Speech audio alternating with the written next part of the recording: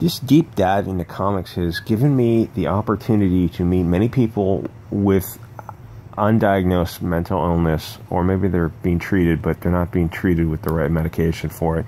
Usually when you meet crazy people, you go the other way. You avoid them at all costs, or you find a new place to work or whatnot. Like, legitimately, people who are deeply, deeply disturbed. They've got closets full of skeletons.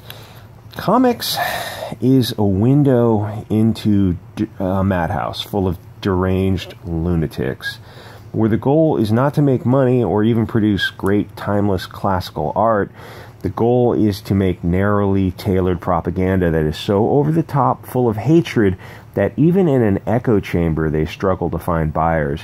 I heard someone say in the Fourth Ages comment section that they are politically correct. That means everyone else is incorrect. They want you to consume and believe.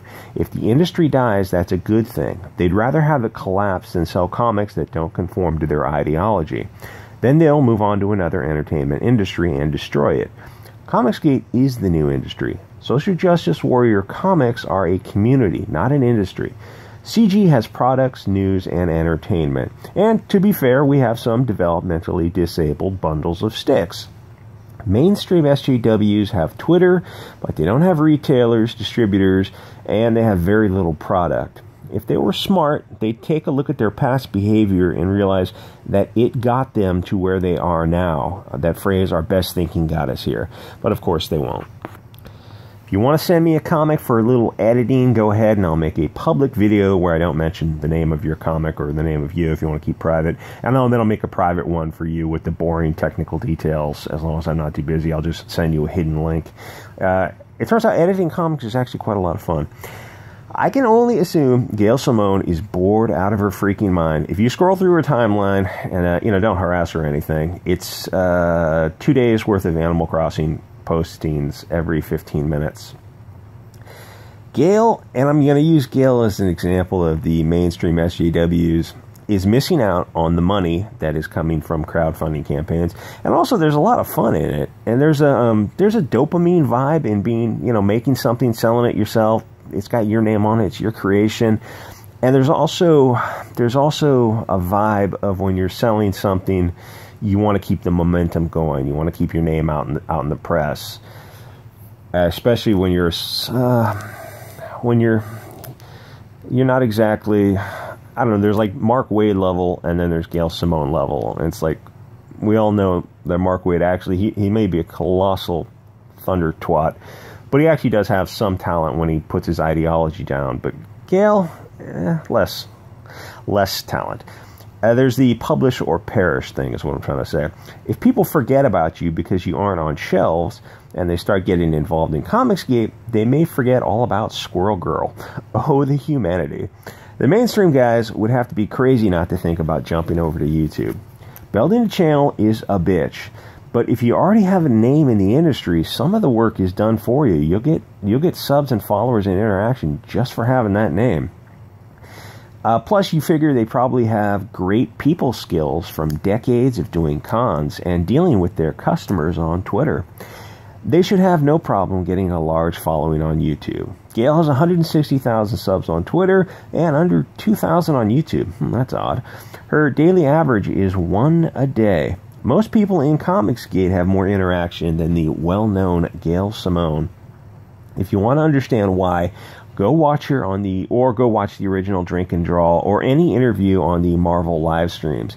They aren't allowed to speak freely about anything because they'll be mass attacked on Twitter. They can't criticize one aspect of a woke story because the ideology is tied together. If you point out that the antagonist is always a male of European descent with blonde hair and blue eyes, well, isn't that a little bit racist and sexist? But they can't even raise issues like that because it's an elephant in the room upon which a house of cards is built. Because somebody has to be the antagonist. But in the comics universe, it's the one group of people who are the least likely to do those things. But it's also the group that you are allowed to discriminate against, though to be fair, that is changing as we raise awareness of racism and misandry. After all, blondes and redheads are awesome. Why discriminate? They say they hate sexism, but then why are most of the antagonists male? Shouldn't it be 50-50? And shouldn't the antagonists be men and women from all over the world? It seems odd that none of the bad guys are Muslims, Hindus, or Jews. Ever. I remember in Immortal Hulk by Al Ewing, where there was a scene in a church with an evil priest. Gee, Al, no mosque or synagogue? Joe Quesada did a live stream on the Marvel Entertainment channel with some of the guys from Drink and Draw. They were explaining that they do in fact sit around, drink, and draw. Fascinating. It was such an amazing conversation that they had 100 people in a live stream. Their channel has 13 million subs. Wanger, I don't know what he's got, a few thousand subs? He gets twice that in every time he does a live stream. Because him and his motley crew are interesting, and they can speak mostly freely. Their whole ideology is set on a structure of no dialogue or debate, no platform for wrongthink, because their bad ideas cannot be defended. Anyway, Gail was concerned trolling Comicsgate yesterday, and attacking EVS, calling him a sexist, and saying that she's got DMs and whatnot from their time working together. It was really creepy ex-girlfriend stuff. Gail was complaining about late Comicsgate projects while conveniently forgetting that 90% of the late projects are by SJW creators. Bleeding Fool even had an article on that. Twitter gives you a slice of somebody's life. When somebody is tweeting every 15 minutes about how adorable Animal Crossing is, you can envision them sitting on their computer all day, drinking coffee and eating cookies literally all day long until it's time to start drinking wine at about 5. If that is what the SJWs are up to, maybe they should work on something productive, like crowdfunding a comic. Artists create art, writers write. If you claim to be those things, but you don't do those things because you're playing video games all day, then you're not a creator, you're a consumer. And really, if you're, like, out of your teens playing video games, what are you doing? The SJWs can take a month off because they will always have a job to go back to in the SJW industry of comics. They aren't there on merit, they're there because they're SJWs. That's literally all they have to do to maintain their jobs. The industry will come back probably in a week or two. The Wu flu is slightly more dangerous than the flu, but it's not the plague we were hoping for. But when they get back to making Squirrel Girl level comics, they will have lost a few customers, and Comicsgate will have gained a few.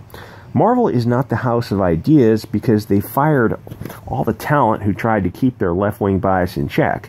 Comics people have mostly been left of center, and the comics were usually biased against men and people of European descent, but they still wanted to make money.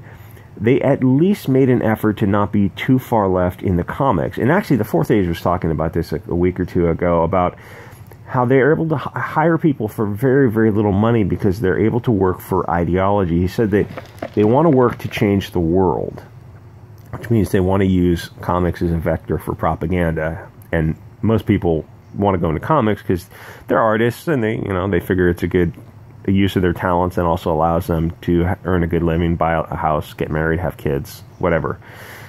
But when you have young people who want to work for ideology, then that all goes out the window. You still work for peanuts to write propaganda.